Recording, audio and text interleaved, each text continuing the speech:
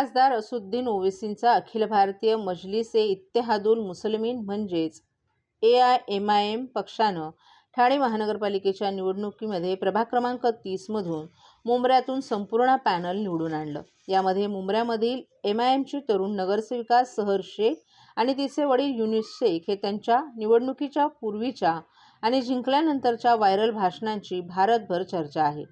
शरद पवारांच्या राष्ट्रवादी काँग्रेसचे नेते जितेंद्र आव्हाड यांचे एकेकाळीचे मित्र असलेल्या युनुस शेख यांनी शेलक्या शब्दांमध्ये आव्हाडांवर निशाणा साधल्याचं या व्हायरल भाषणांमधून पाहायला मिळालं। निवडणुकीचा निकाल लागल्यानंतर सहर शेखनं केलेल्या भाषणाचा व्हिडिओही व्हायरल झाला। या टीकेवर आता आव्हाड पहिल्यांदाच बोललेत। महानगरपालिकेच्या निकालानंतर मंगळवारी पहिल्यांदाच आव्हाड एकेकाळी त्यांचा बालेकिल्ला राहिलेल्या मुंब्र्यामध्ये राष्ट्रवादी काँग्रेसच्या विजयी उमेदवारांची भेट घेण्यासाठी आणि मतदारांचे आभार मानण्यासाठी गेले होते। त्यावेळी त्यांनी जाहीर भाषणामध्ये सहरच्या आणि तिच्या वडिलांच्या विधानांचा समाचार घेतल्याचं दिसून आलं। मुंब्र्याला हिरव्या रंगात रंगवण्याचा मानस सहर शेखनं बोलून दाखवला होता। त्यावर आव्हाड यांनी टोला लगावलाय। मुंब्र्यात तिरंगा आहे आणि हा देश तिरंगा आहे, हा महाराष्ट्र तिरंगा आहे असं सूचक विधान आव्हाड यांनी केले। एवढ्यावरही न थांबता त्यांनी संविधानानं तिरंगा रंग दिलाय, तुम्ही कुठल्या एका रंगाची मोनोपॉली या देशात आणू शकत नाही असा स्पष्ट इशारा आव्हाड यांनी दिलाय। सध्या आव्हाडांविरुद्ध वातावरण तयार करण्यासाठी MIMचा मुंब्र्यामध्ये जोरदार प्रयत्न सुरू आहे। यावरूनही त्यांनी सूचक विधान केले। आजकाल गल्लीबोळात घोषणा देताना कोण आया शेर का शिकारी असं ओरडतात। नवीन पोरं कल्पक असतात, कल्पक पोरांच्या डोक्यातून आलेली ही कल्पना असल्याचंही आव्हाड यांनी सांगितलं। राज्याचे उपमुख्यमंत्री अजितदादा पवार यांचं अपघाती निधन होणं हे धक्कादायक आणि वेदनादायी आहे। महाराष्ट्राबरोबर महाराष्ट्रातील राजकारणातलं कधीही न भरून येणारं नुकसान झालं आहे। प्रशासनाकडं काम कसं करून घ्यायचे याची शैली अजितदादांकडे होती। एक मजबूत पकड, जरब असा दादांचा दरारा प्रशासनावर होता। काम होणार असेल तर हो म्हणायचं, नसेल तर नाही असे स्पष्ट होतं। कामाच्या बाबतीत ते शिस्तप्रिय होते। कार्यकर्त्यांच्या पाठीशी कसं उभं राहायचं याचं उत्तम उदाहरण म्हणजे अजितदादा। राजकारणातलं उमदं असं नेतृत्व आज आपल्यातून गेलं आहे। अत्यंत दुःखद अशी घटना घडली आहे। अजितदादांच्या कामाची पद्धत वेगळी होती। आपल्याला आठवतंय की जेव्हा आपण दादांना सांगितलं की गृहनिर्माण संस्थांमध्ये आमदार निधी वापरता यावा आणि याकरिता आपण पाठपुरावा करत होतो, तेव्हा अजितदादा यांनी संजयजी खूप चांगला प्रस्ताव आहे, आपण 6 महिन्यातच संपूर्ण माहिती घेतो असं त्यांनी सांगितलं। आपण नक्की पॉझिटिव्ह करू आणि या विषयाबाबत GR देखील त्यांनी काढला होता। महाराष्ट्राच्या हिताकरता त्यांनी अनेक कामं केली। स्वभावात जरी ते रोखठोक होते तरी सर्व पक्षातील कार्यकर्त्यांचे ते आवडते नेते होते। अजितदादांचा असा अकाली मृत्यू महाराष्ट्राला चटका लावणार आहे। आपण आपल्या परिवारातर्फे भारतीय जनता पार्टीतर्फे अजितदादांना भावपूर्ण श्रद्धांजली वाहितो अशा शब्दात आमदार संजय केळकर यांनी आपली प्रतिक्रिया व्यक्त केली आहे। अजितदादांचं अशा प्रकारे अपघाती निधन होणं हे अत्यंत धक्कादायक तर आहेच, पण अत्यंत वेदनादायक पण आहे। महाराष्ट्राचं फार फार मोठं नुकसान यामुळे झालेलं, एक मोठी पोकळी या ठिकाणी निर्माण झाली। अजितदादा हे अत्यंत कर्तृत्ववान आणि उत्तम अशा प्रकारचं शासक, कशा पद्धतीने प्रशासनावर त्यांच्याकडनं काम करून घेणं याची उत्तम शैली अजितदादांकडे होती। एक कर्तृत्ववान, दिलखुलास, रांगडा आणि स्पष्ट वक्ता असा नेता आमच्यातून निघून गेलाय।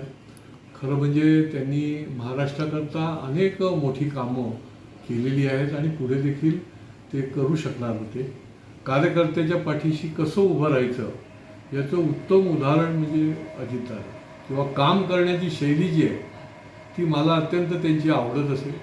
मोकळेपणाने ते होणार असेल तर हो म्हणायचे, नसेल होणार तर नाही म्हणायचे।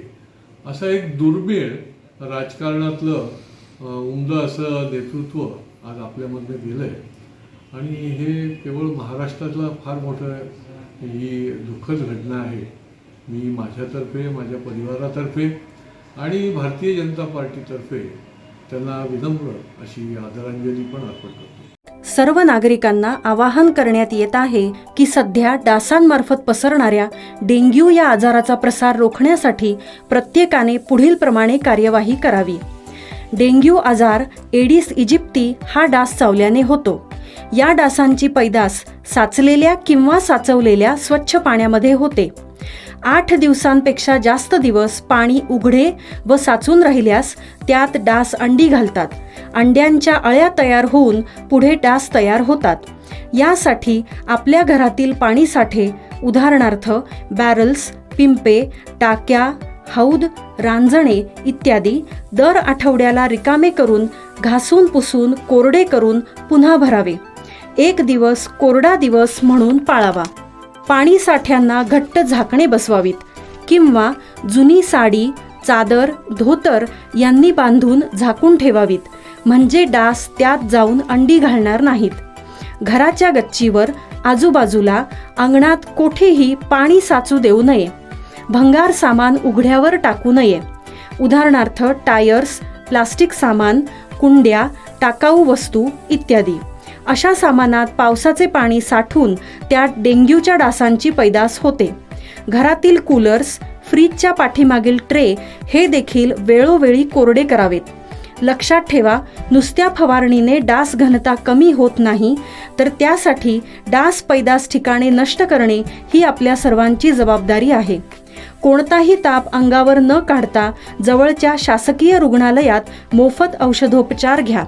अशा प्रकारे नागरिकांनी सहकार्य केल्यास डेंग्यूचा प्रसार रोखणे सहज शक्य आहे.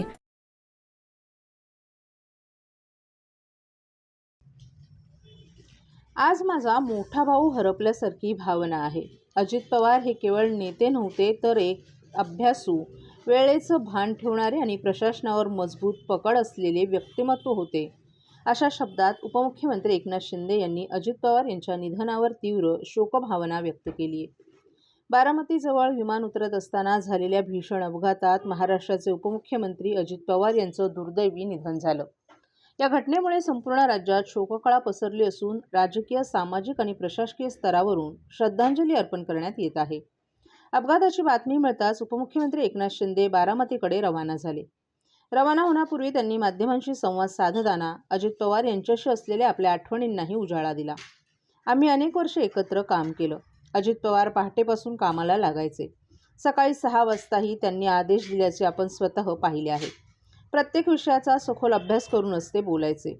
रोखठोक स्वभाव असला तरी मनाने ते अत्यंत निर्मळ होते, असं शिंदे यांनी सांगितलं. मंत्रिमंडळात जेव्हा राज्याच्या आर्थिक स्थितीबाबत चर्चा व्हायची, तेव्हा अजित पवार नेहमीच वास्तव मांडायचे आणि योग्य दिशा सुचवायचं. त्यांचा अनुभव, अभ्यास आणि प्रशासनावरील पकड आम्ही सर्वांसाठी मार्गदर्शक ठरायची, असंही त्यांनी नमूद केलं. काल परवाच एका कार्यक्रमात त्यांची भेट झाल्याची आठवण सांगताना शिंदे भावूक झाले. आज त्यांच्या जाण्यानं पवार कुटुंबच नाही, तर संपूर्ण महाराष्ट्राचं मोठं नुकसान झालंय. आपण त्यांना मनापासून आदरांजली अर्पण करतो, अशा शब्दात त्यांनी आपल्या भावना व्यक्त केल्या. अजित पवार यांच्या जाण्यानं महाराष्ट्राने एक निर्भीड, धडाडीचा आणि अनुभवी नेता गमावला असून त्यांच्या कार्याची आठवण कायमच जनतेच्या मनात राहील, असंही एकनाथ शिंदे यांनी सांगितलं. व्हायचं असेल ते तात्काळ करायचे, नसेल त्याला नाही म्हणायचे, असा स्पष्ट वक्तेपणा या महाराष्ट्राने पाहिलेला आहे. मी असेन, मुख्यमंत्री देवेंद्रजी असतील, अजितदादा असतील, आम्ही टीम म्हणून काम केलं, टीम म्हणून काम करतो. आमच्या वेळाही कामाच्या वेगवेगळ्या, आम्ही पहाटे उशिरापर्यंत काम करतो. अजितदादा पहाटे लवकर काम सुरू करतात, देवेंद्रजी दिवसभर काम करतात. आणि अजितदादांनी 6-6 वाजता देखील अपॉइंटमेंट दिलेल्या अधिकाऱ्यांनी आणि लोकप्रतिनिधींनी पाहिलेल्या आहेत. अतिशय वेळेचं महत्त्व आणि वेळेचं भान ठेवणारा नेता हरपलेला आहे. खरं म्हणजे काल परवाच आमची एका कार्यक्रमामध्ये भेट झाली. सरन्यायाधीश आपले भारताचे मुंबईत आले होते आणि ते येण्यापूर्वी आम्ही तिथंच एका चेंबरमध्ये बसलो होतो आणि त्यावेळेस झालेल्या चर्चा, गप्पा गोष्टी, आजही सकाळी जेव्हा मला त्यांची ही घटना कळली तेव्हा तेच समोर त्याच आठवणी काल परवाच्या येऊ लागल्या. खरं म्हणजे माझ्यापेक्षा ते राजकारणात देखील अनुभवी नेते, गेल्या अनेक वर्षापासूनचा त्यांचा अनुभव, वयाने देखील माझ्यापेक्षा ते मोठे होते आणि अनुभवाने देखील. अजित पवार यांचं जाणं राज्यासाठी दुर्दैवी. नरेश मस्के यांनी अजित पवार यांना अर्पण केली भावपूर्ण श्रद्धांजली. राज्याचे उपमुख्यमंत्री अजित पवार यांचा दुर्दैवी बारामतीमध्ये प्लेन क्रॅशमध्ये मृत्यू झालाय. आपण त्यांना गेल्या अनेक वर्षांपासून राजकारणामध्ये पाहत आहोत. आपण ज्यावेळी खासदार झालो त्यावेळी त्यांना भेटायला गेलो आणि त्यांनी सर्वांसमोर आपलं कौतुक देखील केलं होतं. एक कार्यकर्ता कसा खासदार होतो असंही त्यांनी सांगितलं होतं. त्यावेळी आपलं मन भरून आलं होतं. अजित पवार यांच्यासारखा नेता पुन्हा महाराष्ट्राला पाहायला मिळणार नाही. राज्याच्या बजेट त्यांनी काटेकोर पद्धतीनं चालवलं असल्याचं सांगत नरेश मस्के यांनी अजित पवार यांना भावपूर्ण शब्दात श्रद्धांजली अर्पण केली आहे. माझा तसा काही असा वारंवार त्यांच्याशी असा संबंध येत नव्हता. ज्यावेळी ते आमच्या बरोबर सत्तेत आले त्यापूर्वी ते लोकशाही आघाडीचे घटक होते. ते अनेक वेळा त्यांच्यावरती, त्यांच्या भूमिकेवरती मी टीका केली. परंतु ज्यावेळी मी खासदार झालो, त्यांना भेटायला गेलो, तेव्हा आजूबाजूच्या कार्यकर्त्यांना, आजूबाजूच्या लोकांना कार्यकर्ता खासदार होतो, काम करत राहा, याचं एकमेव उदाहरण नरेश मस्के असं त्यांनी 4 लोकांना सांगितलं. त्यावेळी मी खरंच खूप भारावून गेलो.